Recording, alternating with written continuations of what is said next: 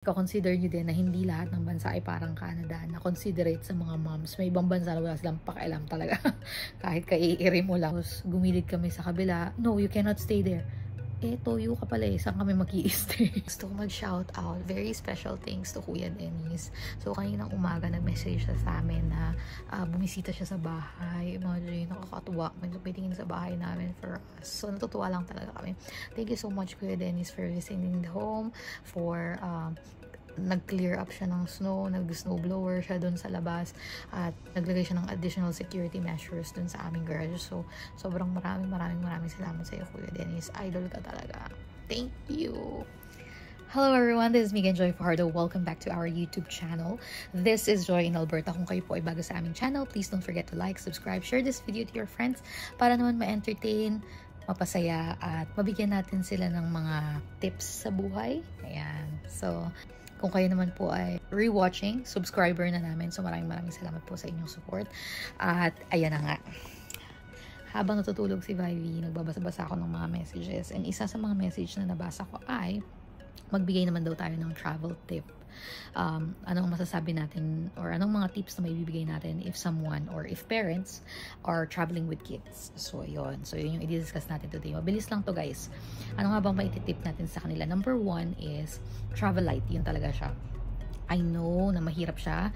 First hand experience ko talaga.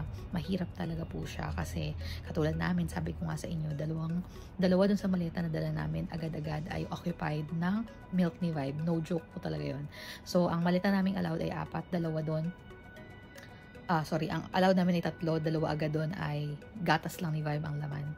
So, yung isa doon, ang laman ay pang uwi. Tapos, lahat ng dadali namin na para sa sarili talaga namin ng mga pang palit-palit, naka-hand carry lang. Ngayon, syempre may limit din naman ang mga hand carry ng ibang mga airlines. So, ang ginawa namin ay nag-extra baggage na kami ng isa. Yan. So, yun yung ginawa namin. Ang masasabi ko ay, hindi pa rin siya enough na gawin. I mean, okay yung part na mag-check-in ka. Hindi yun part ng yung sinasabi ko na travel light. Pwede mo naman yun, pagka-check-in mo, wala ka ng problema. I-check out mo lang yun pagdating mo kung saan ka man pupunta, di ba?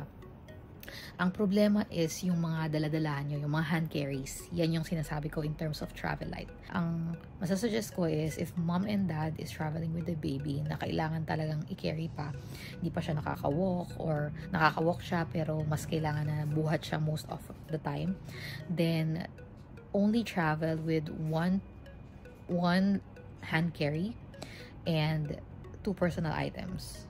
Yun lang. Period. Wala nang iba. So, meron kayong 2 backpack, meron kayong 1 bigulong na hand carry. That's it.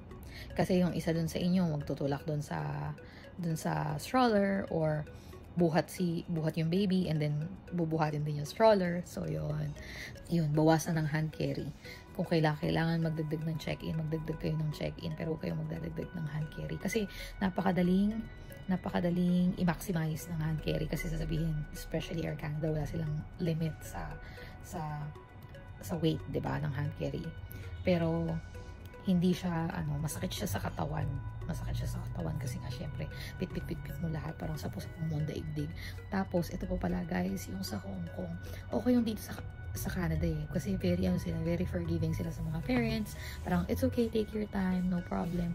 Doon pag dumaan kayo doon sa i-check yung mga maleta, scanner, ayun, pagdadaan sa scanner yung mga items nyo, tapos dapat wala kang belt, tapos yung cellphones, yung mga laptops, yung mga iPads, dapat nakahiwalay.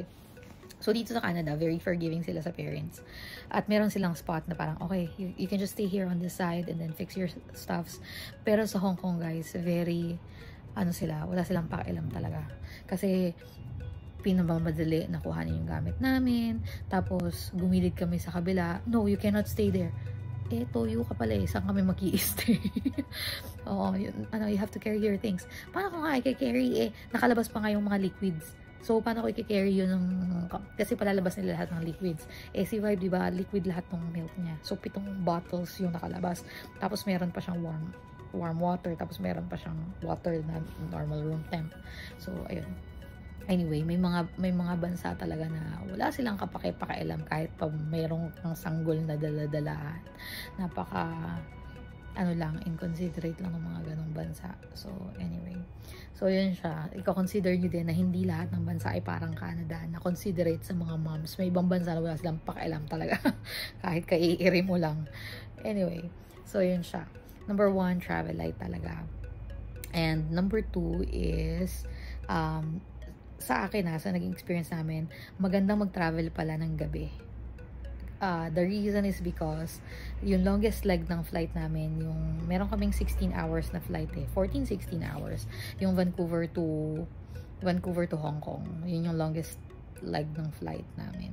And the whole time, almost the full, hindi man almost, siguro more than 8 hours, mga 9 hours, tulog si Vibe. Napakalaking tulong nung tulog siya. Kahit na lang na minsan kasi meron siyang bassinet, diba? Kahit na lang na minsan umiinit siya at kailangan ko siyang buhatin or kailangan ko siyang i-meme, yung i-tap ng konti. Napakalaking bagay nung makatutulog siya ng longer period. So, yun siya. Magandang mag-travel pala sa gabi. Yun yung na-realize ko. And then, another tip siguro ay pagsamasamahin na sa isang, kasi yun yung nangyari sa amin. Dahil nga nakaseparate yung liquids, good thing na meron ako malaking ziplock. So, pinagsama-sama ko dun sa malaking ziplock na yun, lahat ng baby bottles niya na liquid kasi yung formula niya, guys. So, case to case, depende sa inyo. So, sa case namin, lahat ng formula niya liquid. So, meron ako malaking ziplock. Nakalagay dun 7 bottles ng liquid na formula. Kasi palalabas nila sa inyo lahat ng liquids ng baby. So, kung hindi yun naka-ziplock, imagine, lalabas ko siya ng piece by piece na mahirap siya. Call in advance for the bassinet. So, usual, kagaya namin, nagbook lang ako through Cheapo Air yata ako ngayon eh. So, dalawa lang ang pinagpapabukan ko. It's either Cheapo Air or ASAP Tickets. Yung dalawa lang na yan. So, nagpabook nga ako, and then after kong magpabook, closer to the day of, 2 months before, tawag ako, and then kinonfirm ko yung mga seats na available for bassinet. So, yun yung kagandahan. Whether you'll use the bassinet or not, I recommend na i-take advantage nyo yun kasi yung extra leg room pagka may bassinet is medyo para kayong nagkaroon ng extra leg room na usually may bayad for free. Just because you requested for bassinet. So, whether you're gonna be using it or not, request for bassinet pag may baby kayo. Ayan siya.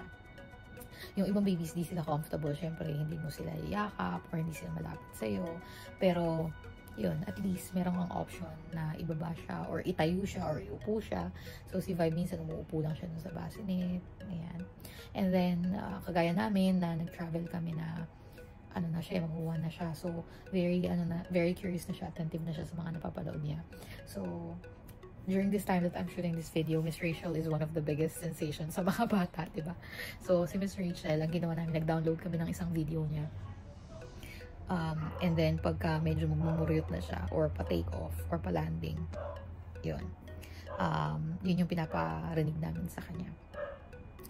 Bumili ako ng earmuffs, guys. Kasi diba, kahit tayong matatanda, pag nag-change ng altitude, parang masakit sa tenga, diba? Bumili ako ng earmuffs. Ginamit niya siya once during the whole flight. Pero after nun, hindi siya komportable, naiinis kasi siya. Kasi meron siya dito sa front, meron siya sa back na band, diba? So, hindi siya comfortable. So, sa akin, hindi siya naging useful yung earmuffs. Siguro magagamit yung earmuffs. Nagamit ko siya nung merong loud noise. Pero pag sa aeroplano, hindi niya masyadong nagamit. So, magdala kayo ng mga biscuits, jello, kung ano man ang bet nilang kainin. Kasi, at saka dead water, yun din.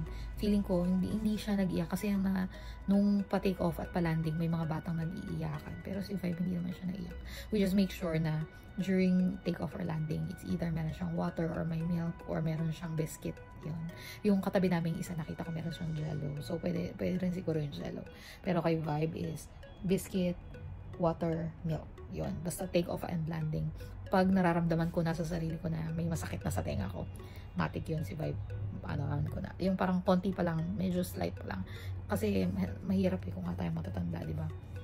Hindi ko alam kung may logic ba yun. Ang sa akin lang is, kung nga tayo matanda, masakit na sa tenga, ano pa yung sa mga bata. So, yun siya. Stroller. Malaking bagay yung may stroller. Huwag nyo siyang i-check-in, especially kung meron kayong mga connecting flights. Anuhin nyo siya, bitbitin nyo siya, i-check-in nyo siya sa gate, pero huwag nyo siyang i-check-in talaga, as in check-in, didiretso na siya sa kung saan man kayong destination, huwag yun, sa gate. Pag nag-gate check-in kasi kayo, pag land ng plane, makukuha nyo rin siya sa door sa gate ulit. Hindi siya from original point to the destination. Kasi pag nag-check-in ka, usually ganun eh. Nag-check-in ka ng Edmonton, kahit nadadaan ka ng Vancouver, Hong Kong, hindi mo siya kukunin mo na siya pag Manila ka. Pag mga bigger na yung mga toddler na, yun, magdala kayo ng mga activities nila. Like, siguro, if may mga crayons, may mga airlines na nagbibigay ng mga activity, mga arts, mga crafty stuffs. Pero mga airlines na ganun, especially yung mga long flights. Pero pag mga 1-2 hours flight lang, minsan wala naman silang ganun. So, just be prepared. Bound kayo ng maraming pasensya. Matulog kayo ng mahaba before the flight kasi exhausting talaga pagka, especially from North America to Asia. Better nga siguro kung ipadala nyo na sa Pilipinas or kung saan man kayo pupunta yung inyong mga bagahe in advance, way in advance. Ilan ba ang pag nagpabalik bayan box ka, ilan ba 6 months, 3 months, kung ilang months man yan, 3 months lang yata. So you have to na lang, parang maire-recommend ko yun, padala ka na lang 3 months in advance kung madami kayong dala. Kasi yung 100 Canadian dollar mula Canada to Philippines ng Air Canada is 23 kilograms lang. Pero kapag binalikbayan box mo siya, wala namang limit sa weight yun. Nasa size siya ng box. Yung ganong box is nasa 140 yata. So, dadag ka ng $40. Pero napakalaking diferensya nung 23 kilograms versus dun sa unlimited with the size of box na ibibigay sa'yo ni balikbayan box. So, yun. Ma-recommend ko na if you can be that prepared, then do so. If not, yun nga, you'll eat up the cost. You'll spend 100 for every additional luggage. Yun lang. Sana nakatulong tong video na to sa inyo. And if may question pa kayo, don't forget to put them on the comment section below. Thank you so much. Like, subscribe, and share this video to your friends. Bye-bye!